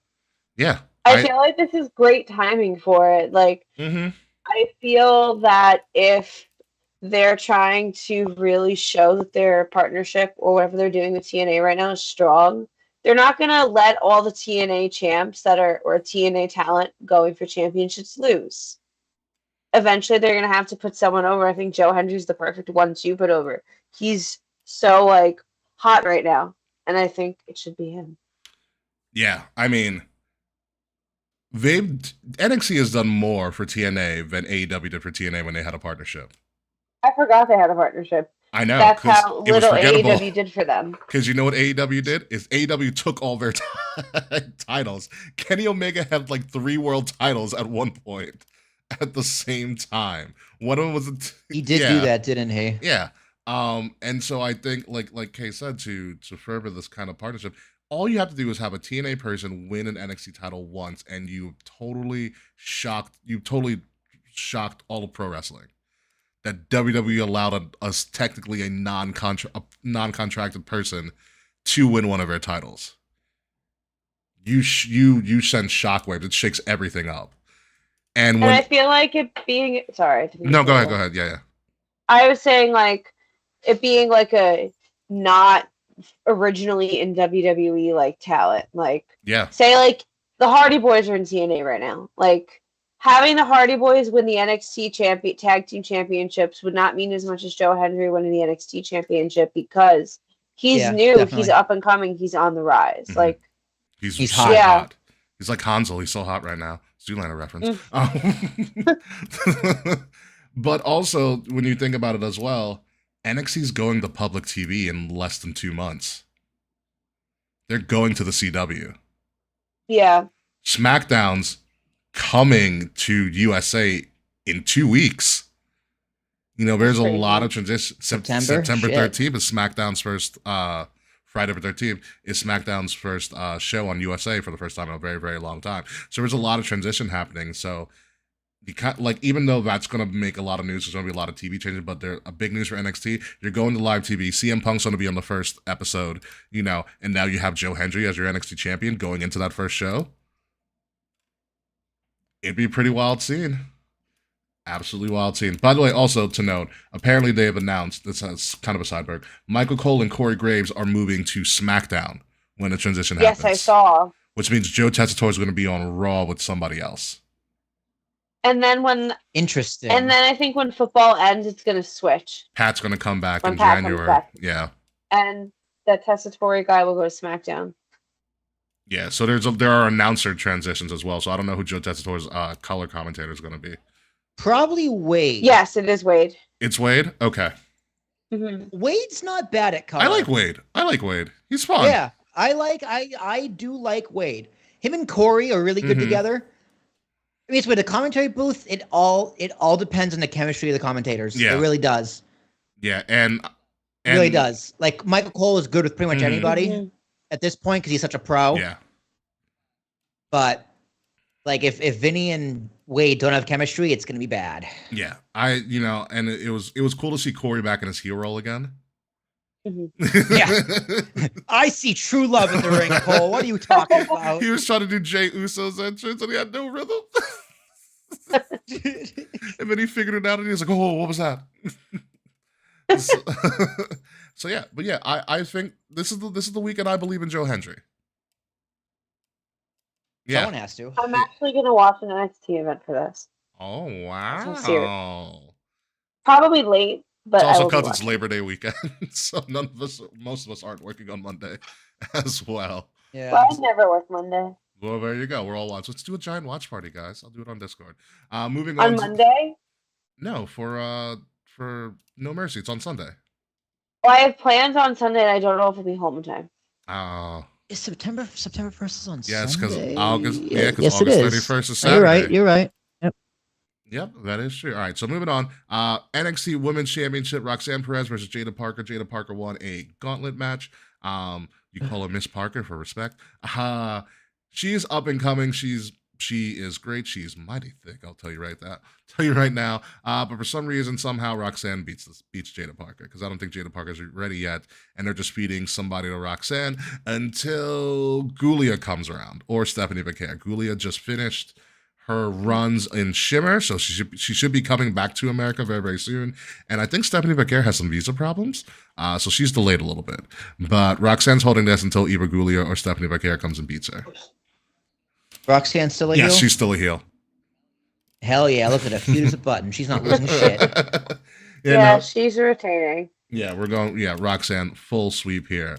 But an interesting match that just got announced from last week's NXT. The Don Tony D is going to try to go up against Oba Femi. And Goodbye. I really feel so bad for Tony D'Angelo.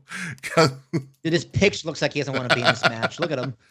He's like, I got a what? Although he did lift up Oba Femi and hit him with a massive spine buster. And I was very impressed. I was like, whoa, okay. He's got that Southern Italian strength. That Sicilian strength. Listen, as long as Oba Femi has this belt, I'll never bet against this man. I've seen what he's done to people half Tony D'Angelo's size. Same. Dude, if I ever meet Tony D'Angelo, I'll go to him and be like, hey, I heard you think ketchup's spicy. As an Italian, what do you think? That marinara sauce got too much spice. Imagine think marinara sauce is spicy. But yeah, I've seen Oba Femi carry two men the same size as him on his shoulders like it was nothing. I saw him throw Wes Lee in a helicopter like spin halfway across the ring at Heatwave. Okay. Oba Femi's a scary man. Especially because he's huge. Very scary. And he's not in wrestling shape yet. That's the scariest part about him. He looks like a spy, a Marvel villain. Look at him. He looks like M'Baku's like older brother, but no one talks about. Yep. We don't talk about Oba. He's that good. For some reason, he's not allowed in Japan either. They're not allowed to disclose it. So yeah, Obafemi was an absolute clean sweep. And the last match so far on this card, a rematch of the NXT tag titles. Chase U, everybody's favorite fake college, not PragerU, versus Axiom and Seth Rollins Jr., Nate Frazier, because Nate Frazier got trained by Seth Rollins. He also literally stole all of Seth's moveset. God, you know how they have like the college football titles? They need a Chase U title. Oh my God, yes. I would buy that so quickly. Yeah, people would buy that, dude. People would. Well, you know buy they it. did. So in storyline in Chase U several months ago, Andre Chase like was caught in a gambling scandal and he lost all the money of Chase U, and so in order to get Chase U up and running again, they sold NXT an NXT calendar with all the NXT women on it, and they literally sold it. They literally sold it on the shop and sold out in a day. And then in storyline they got all their money back, and the universe was They got all the money back. was saved. Wow. Happy ending. Oh, that's good family fun. That's good family fun.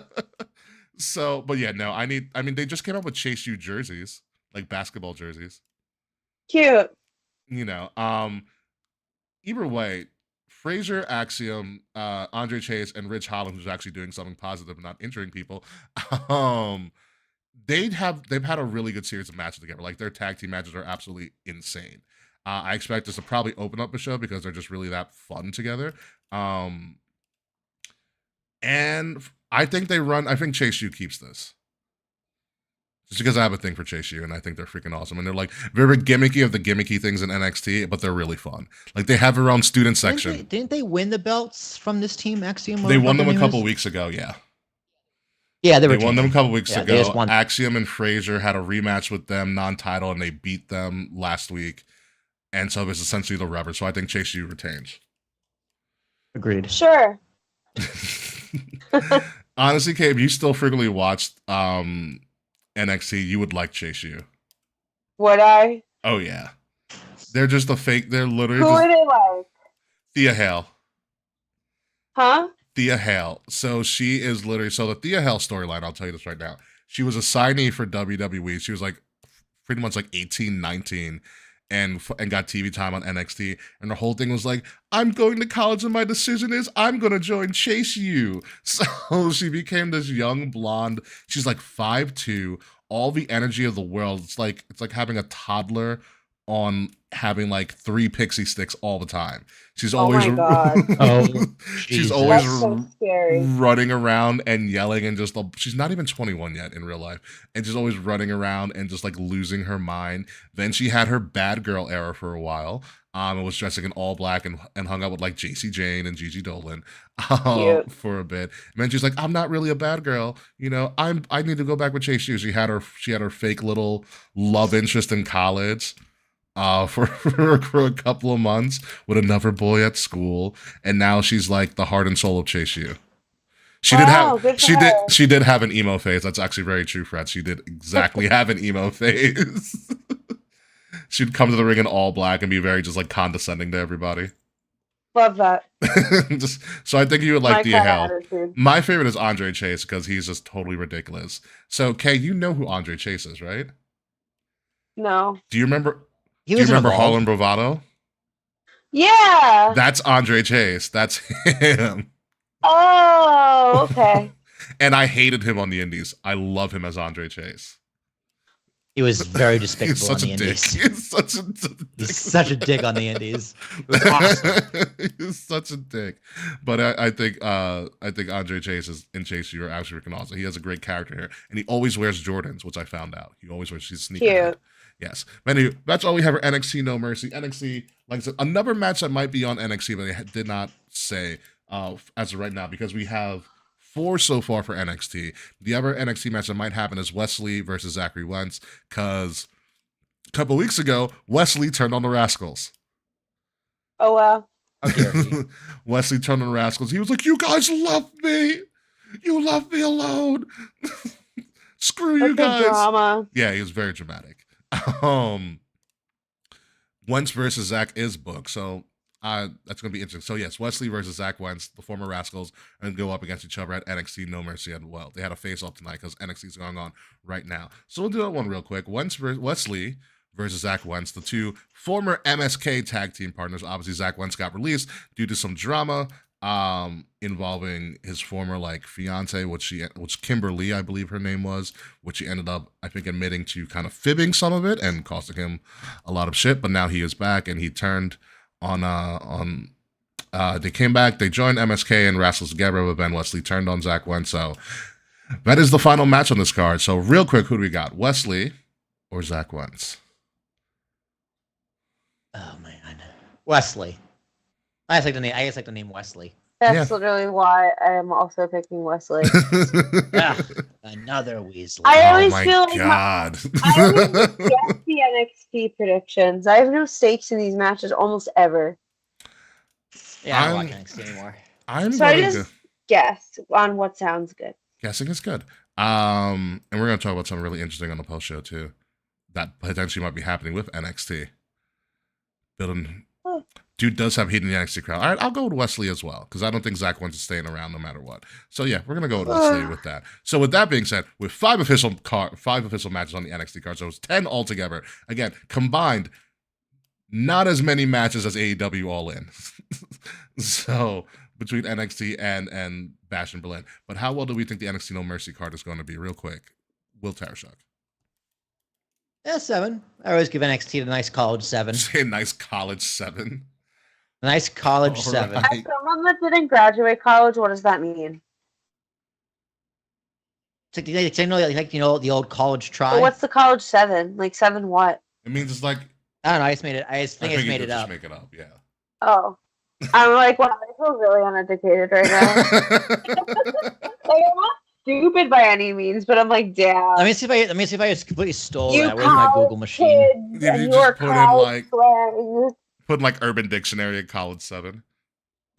College 7. No, regular 7-year medical program. That's exactly what I'm talking about. For me, I'm gonna give it. Let me see. There's not a lot of stakes on this card, but there's a lot of good matches. Although Zach Wentz and Wesley is the heart and soul of this whole No Mercy thing. Which I think both shows are going to be an 8, solid 8s. I don't think NXT No Mercy is going to be better than Heatwave. I'll put it at that. So I think, and Heatwave was like an 8.59 for me. 8.59 was great. So yeah, I'm going to go with a solid 8 for No Mercy. You should watch Heatwave, Kay. You'd love it. When is Heatwave? It happened already? Heatwave already happened. It was in July. Yeah. Okay. During the Heatwave. It was Money in the Bank weekend during a Heatwave. Oh, well, I hate heat, but I'll check it out on the Yeah, it's gonna be 95 tomorrow. I'm gonna fucking die. Yeah, don't remind me. Oh yeah, we are technically about to be into another Heatwave. God fucking damn it. Fuck. I was literally just life. When I was in fucking Connecticut, I had to wear a hoodie during almost the entire concert. It was so nice to be cold. And that ended so fast. Oh yeah, it was fun while it lasted, right, Kay? Thursday's gonna be 75, 76. It's gonna be a nice weekend. It's gonna be 80s this weekend. Good thing for college football, baby. Okay, but I want 70 and below. You gotta wait. Fall weather. I'm ready. You gotta wait a couple more weeks for that. Couple more weeks for that. So with that being said, folks, we are completely finished with this show this week. Good job, guys. I'm proud of you all. Hell yeah. Yeah. And then next week, we gotta go back to AEW because All Out's happening. I don't think I can do it. I don't think I can stand another Slack show. You can't. Wait. I enjoyed the Slack show more than you did. I mean, he was good. Yeah, it was fun. Last week was fun. Or maybe we'll find another AEW correspondent. Wait, are we doing AEW next week or the following week? Next week is All Out. Okay. Yes. Emanating live from Chicago. Surprise, surprise. I'll do my best to be there. Get fucking Slack on. Yeah, we'll get another AEW correspondent because I got plenty. I'm trying to get one of our friends of the show who was at All In to return for the show. Okay. So then we can get some good insight about All In and then give their predictions for All Out and whatnot. Well, if they're busy, get Slack and I'll get my Freckles plushie out of my closet. I will tell you right now, Kay, he's still mad about Freckles. I know. I listened to the episode. That's like the bane of his existence. He's Also- a big guy. He'll go. When I logged into Animal Crossing for my birthday, Freckles, for the 4th year in a row, threw me my birthday party. Wow, Freckles is a great fucking friend. She really is. Freckles is an absolute great fucking friend. With that being said, let's get this show on the road. Will Tarashok, if you may, sir. Not KPMG. Fuck you.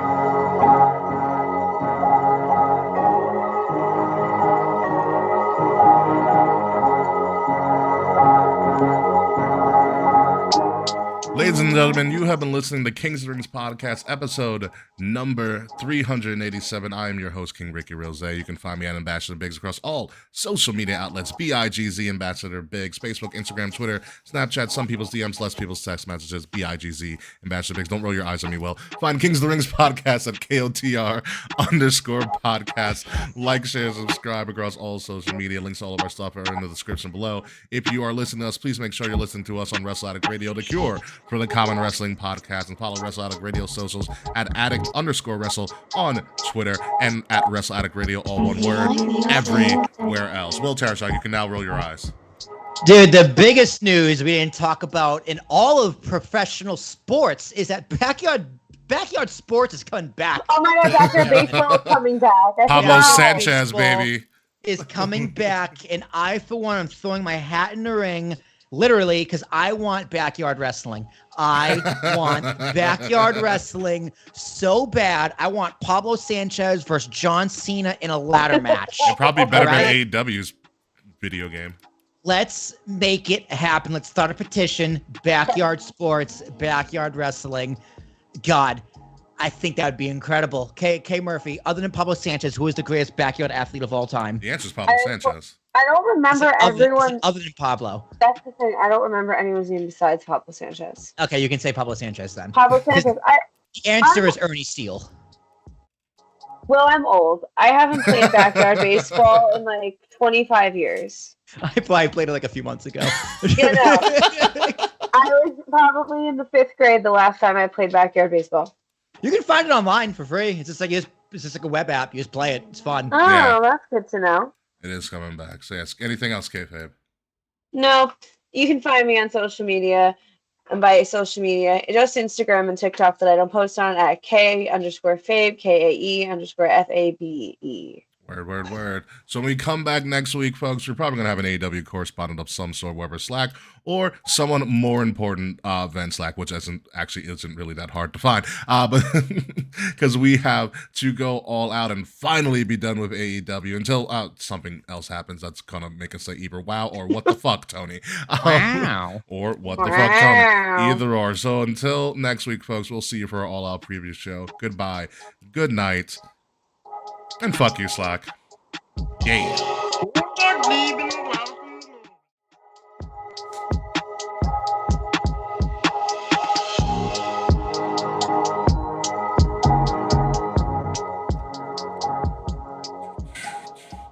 All right. So, I heard a little rumor, potentially, and it's kind of fresh, and it's not confirmed by anybody except dirty people or whatever, but there's a massive rumor saying that WWE had a big meeting today, and that meeting stated that the Performance Center is leaving Florida and going to Vegas in the very near future. Interesting. Why? Taxes, probably. Oh. And there's nothing. You think taxes are better in Vegas than Florida? Nevada. Is Nevada no income? No. Yes. Respectfully, that doesn't mean anything to me. Please explain it like I'm 5. Income tax. So you know how in New York you get taxed on anything you make in the On state? fucking everything? Yeah. Yeah. There are several states in the United States that don't do that. Florida being the most famous one, and Nevada, I think, is the other one. Oh, Nevada has no income tax, no Correct. state income tax. Tennessee is Smart. another one. Yeah. So it's Tennessee, Nevada, Florida, Texas, and Texas. Nevada, Florida, and I think like Washington State or something. Dude. Washington State has great weather all the time. It's awesome. Yeah. These with no income tax. Okay, so it's 9 states: Alaska, Florida, Nevada, New Hampshire, South Dakota, Tennessee, Texas, Washington, Wyoming. Yeah. Yo, it's bullshit that I pay. It's bullshit that I pay New York City tax. So- I pay New York taxes. Because you work in New York City, right? Yeah, but I can't That's it. vote. You can't vote in like a city election or anything like that. Yeah, so it's taxation without representation. Yeah. So I have no say in my election. my other elections. thing that I think it might be moving to Nevada is, now that I think about it, taxes, one, potentially, space, because there's nothing in Nevada, and UFC's already there. Fight Island's there. True. And a lot of the infrastructure's there already, but they have like 3 buildings in a performance center. They're gonna move all that shit. That feels like a lot. Like, why not just open a second one? They had a UK PC. They probably still have it. Because the UK had a performance center when NXT UK was in. That's still they didn't. I know they didn't tear that down. It could honestly, it could be part of the merger. It could be part of the merger. Like, listen, we're in a contract with Florida until 2025. Yeah. So after that, we can move into like the UFC, because the UFC already has the infrastructure. It's just like, Yeah, and they're like fun. Like when they did that one show from there, it wasn't that bad, to be honest with you. Mm-hmm. I just feel bad for all the performers. like, yeah, a lot of them Moved to located Florida. and moved. Yeah. Florida, Am I gonna move to Vegas? And like bought houses and shit. Yeah. I mean, they make enough money, right? I mean, Yeah, like performance center. Well, no, that's not. I think performance center people probably make like They make like less than 100 grand. Yeah, they make less than 100. I'll tell you. So yeah, okay, that kind of sucks. Yeah. That actually really sucks. Yeah, I mean, it sucks. It's like the PC is like I always wanted to go to the PC or like Full Sail when NXT was running out of there, That would have just to loved like go. see it. Me too. Yeah, just to see it. You know, yes, and the Bills released Gable Stevenson. Oh well. I did see that too. I was like, oh, that's not surprising. Well, Well, what happens? I mean, Brock Lesnar also got released too by the Minnesota Vikings. Yeah. So, but yeah, I'm interested to see if they do actually move this to Vegas. It would make sense if UFC's infrastructure is there, and I'm assuming they're probably paying less at the UFC arena than they are at the PC. Yeah, it's probably money. I think it's a money thing, yeah. It's the reason for most things. That's just a shitty move. That's a really shitty move for a lot of Yeah. people. absolutely not. You know, but we'll definitely see. Well, how are the Yankees doing? Because my phone has been on They DND. lost. Did they? They lost. Yeah. Ah, damn, that's All right, yeah. I'm gonna head out. There is a puppy in need of my attention. Boris. Yeah. Same, but mine's not a puppy. Do you have a dog in the house? No, there's no dog, No. not yet. Same, but mine's a new book that I just got today. I've been What are reading. you I've been reading? rereading all the Harry Potter books. I am not. Fine, well- What I'm reading is right here. Yes. This is the new Marvel What If book. Oh, cool. So this one is, I read the first one of What If Loki Was Worthy, and that's like essentially the book was Loki killed Thor, got banished, and was living in a trailer park in Buffalo, New York. Okay. It's a great Very premise. cool. This one is, what if Wanda Maximoff and Peter Parker were siblings? Oh, Yeah. I can't say I've ever had that thought. So the Scarlet Witch is Peter Parker's sibling, and they're twins in Queens, New York. Or even better if they were step siblings, if you know what I mean. Oh my god. On that note, Don't you rule 34 this. love y'all. Good night. Bye, Kay. Goodbye, Bye. friends. Yeah, we're all out of here. See ya. Bye.